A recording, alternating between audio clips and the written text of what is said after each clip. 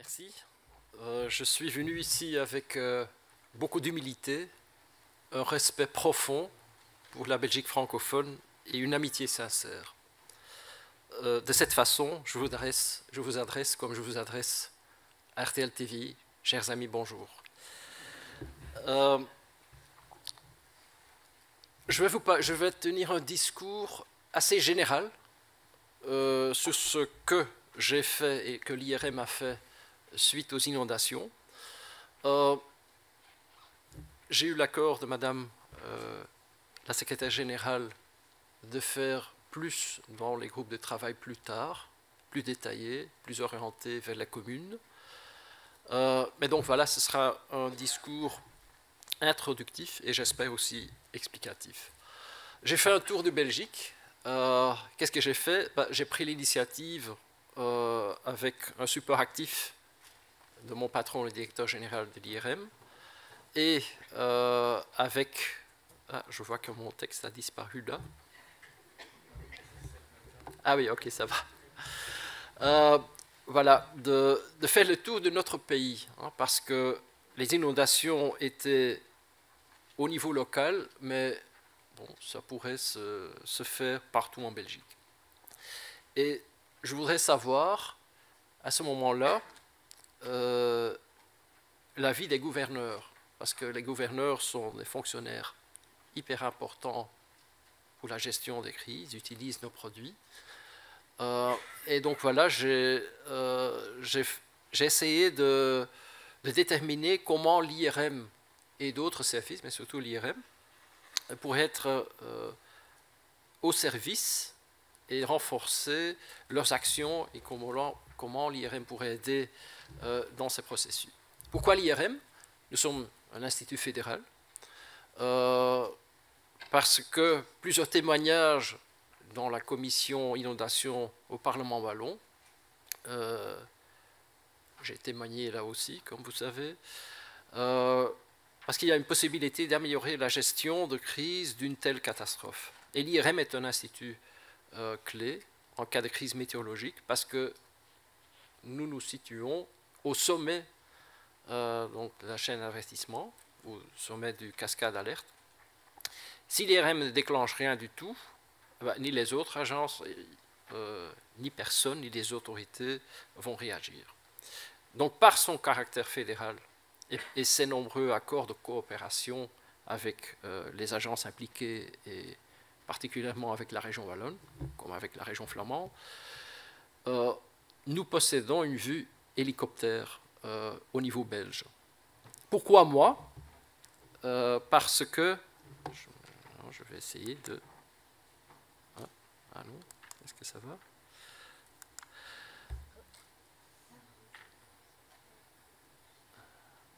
Oui. Voilà.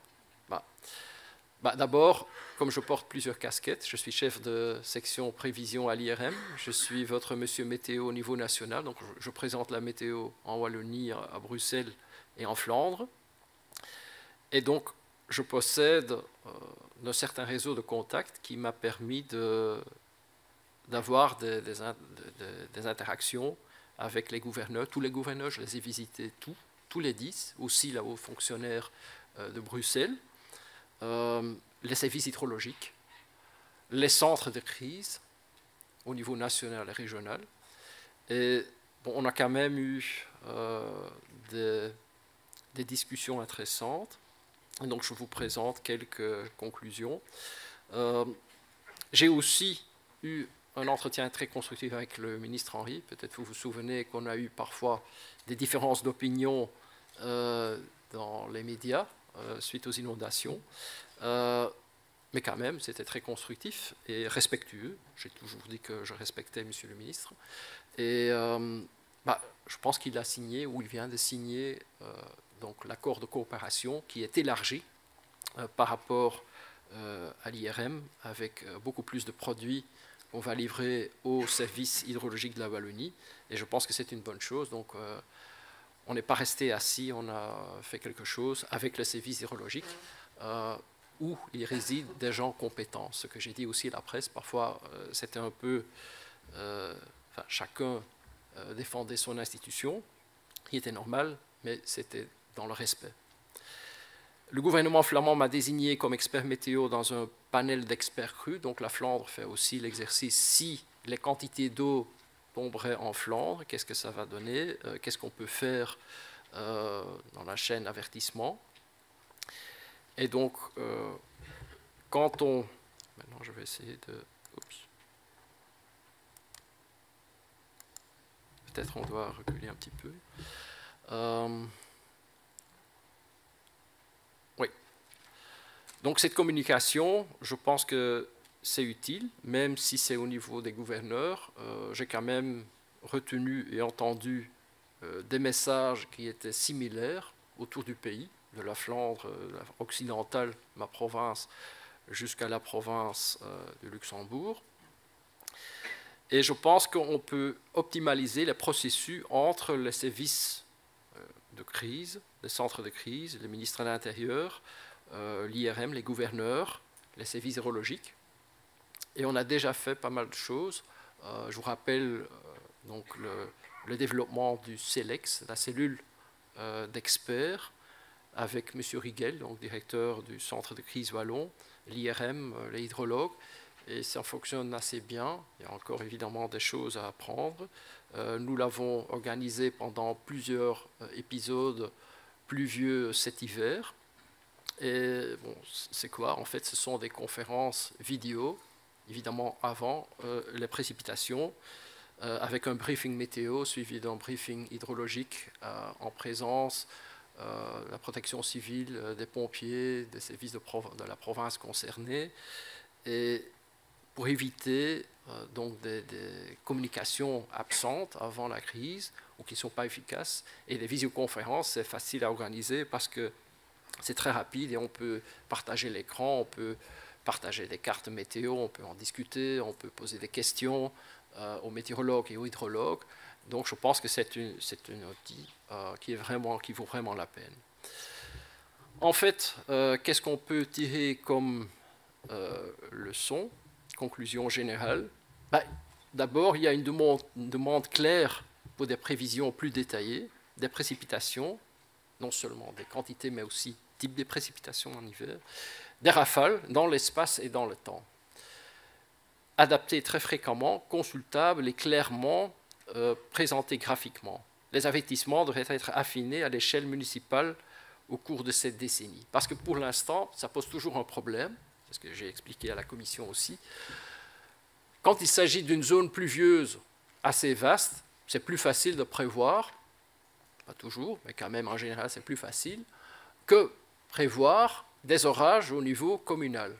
Ça pose toujours un problème. Je vous rappelle, le 24 juillet, c'était 10 jours après les inondations terribles, qu'on devrait faire face à des orages, que les modèles de prévision, et là on sait bien en tant que météorologue, ne sont pas précis. Elles peuvent estimer le risque des violents orages, mais l'intensité et la localisation posent toujours un problème. Donc on le sait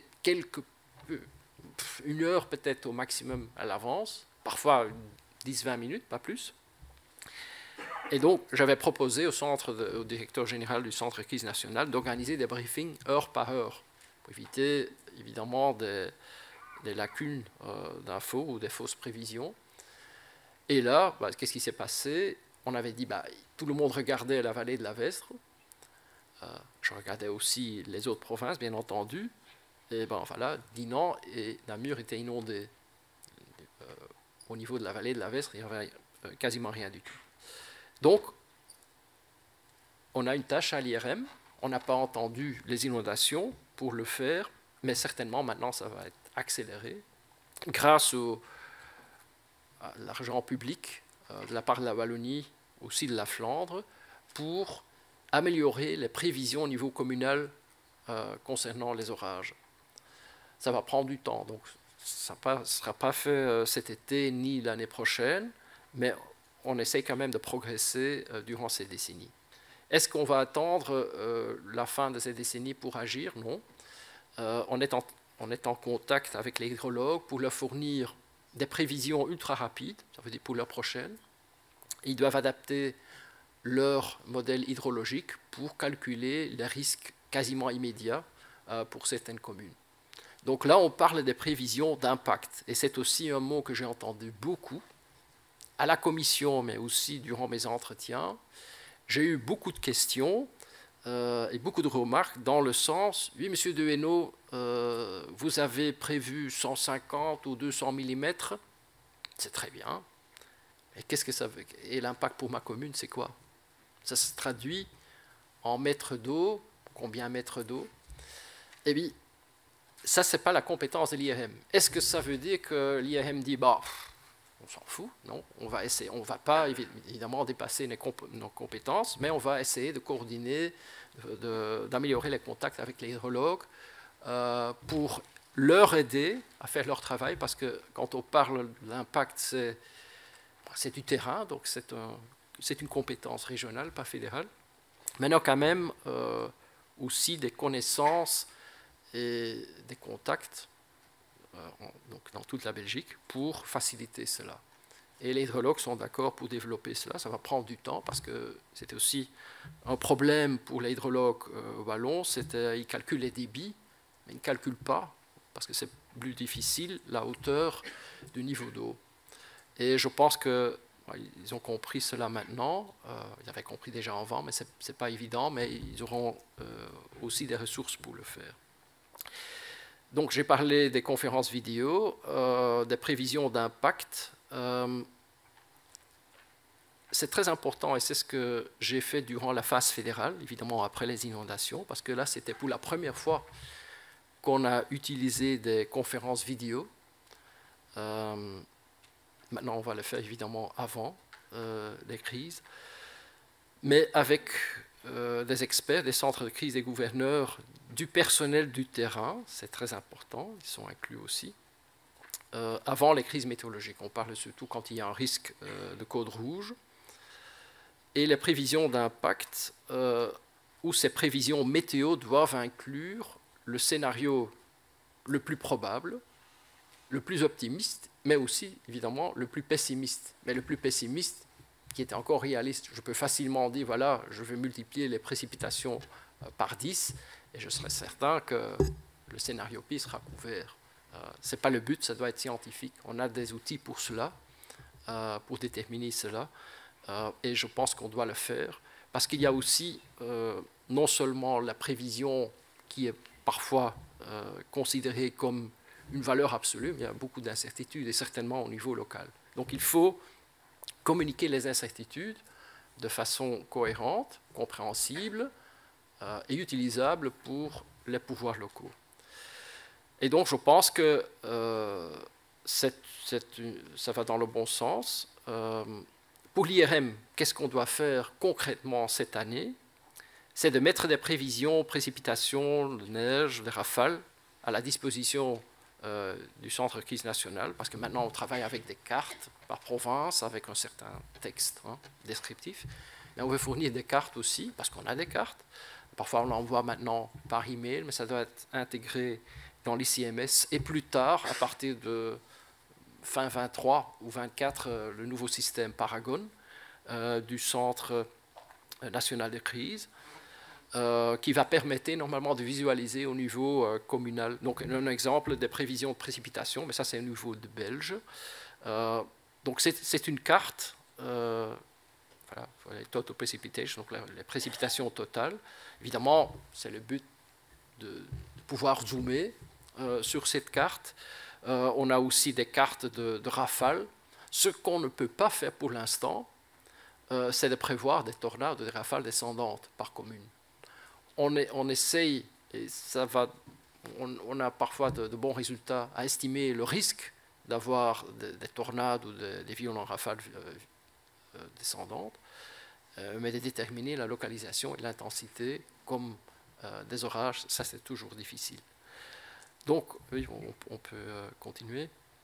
Des prévisions de rafales, par exemple, là c'est aussi sur la Belgique. Bon, c'était un cas où il n'y avait pas beaucoup de différences, c'était un cas du vent calme, mais ce genre de carte pourrait être intégré ou publié sur notre site web qui est consultable évidemment 24 sur 24 heures.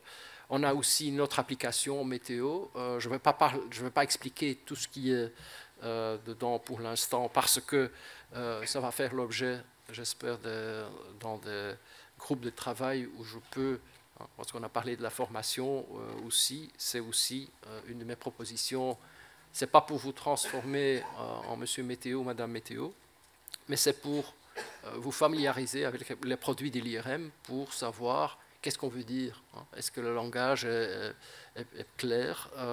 Qu'est-ce qu'on veut dire avec ça? On a des prévisions par commune sur notre site web. Évidemment, est-ce que c'est infaillible? Certainement pas.